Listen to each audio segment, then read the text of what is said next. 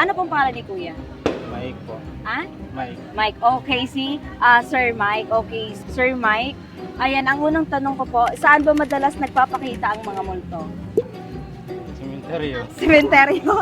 Okay. Kung ikaw ay bibigyan po ng pagkakataon na kausapin ang patay, sino ang gusto mong makausap at ano ang sasabihin mo sa kanya? Wala. Wala?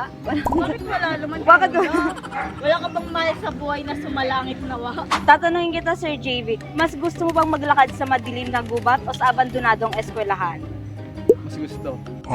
Sa ano po bang gusto? Cemetery. Sa sementeryo. Kung multo ang kasama mo sa kwarto ngayon, paano ka magre-react? Hindi ako magre-react. Anong gagawin mo? Kasama ko lang siya. Kasama na. Ayan, napakaganda. Kung ikaw ay magiging multo, kuya, sino ang una mong tatakutin? Yung iikawan ko. Eto kuya, ano ang pinaka nakakatakot na parte ng bahay nyo para sa'yo? Ay, sa loob, matatakot din ako. Ano yung parte sa bahay nyo na natatakot ka? Madiin. Kung makakakuha ka ng isang bagay sa bahay ng isang mangkukulam, ano iyon? Mangkukulam? Yes, kung Siya yung kukulamin ko. kukulamin mo siya. Okay.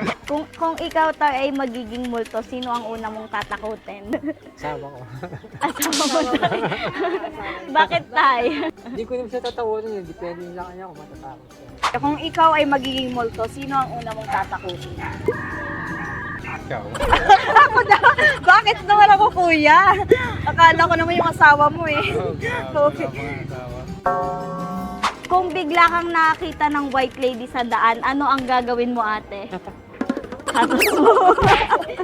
Anong Halloween costume ang gusto mong masuot? Manananggal? Manananggal.